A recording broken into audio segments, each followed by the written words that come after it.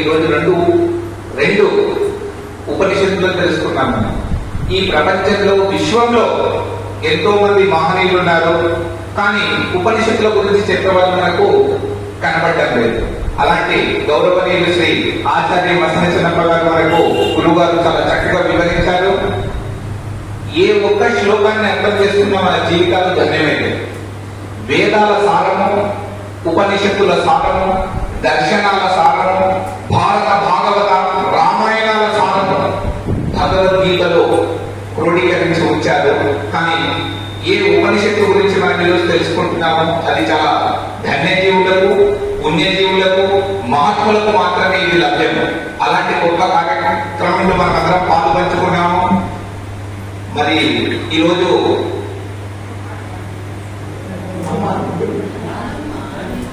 ఈ విశ్వంలో పంచభూత నిర్మితమైనటువంటి విశ్వంలో అనేక దేశాలు ఉన్నాయి మనకు.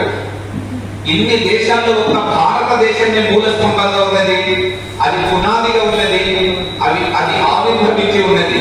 అది లేకపోతే అన్ని దేశాలు కూడా పతనమైపోతాయి.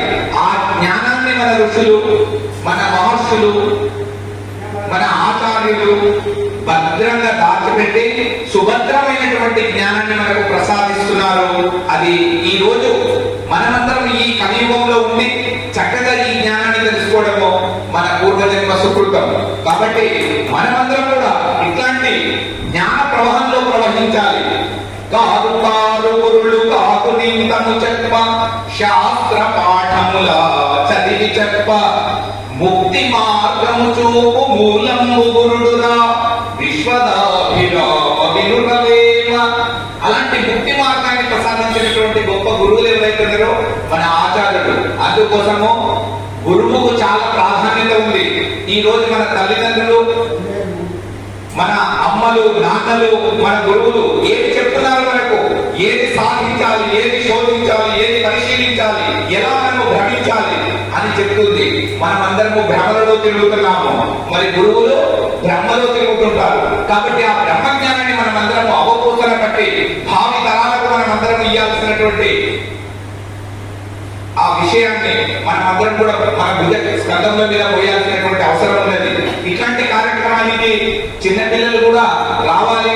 ఇంకా మనం అందరం కూడా అసలు ఉన్నత స్థాయికి ఎదగాలి. కాబట్టి గురువు ఒక శ్లోకము ద్వారానే ఇంత జ్ఞానం ఉంటే మరి ఎన్ని వేల శాస్త్రాలు, ఎన్ని వేల మంత్రాలు. అందుకోసము గురువుని పట్టుకుంటే ఒక అక్షరం ద్వారానే 7,000 కోట్ల మంత్రాల యొక్క సారాన్ని కూడా తెలుసుకునేటటువంటి శాస్త్రం మనకు ఉన్నది. ఏది తెలుసుకుంటే అంత తెలుస్తుందో ఆ విద్య భారతదేశంలో ఉన్నది, మన గురువుల దగ్గర ఉన్నది. అందుకోసం మనం గురువులని ఆశ్రయించాలి.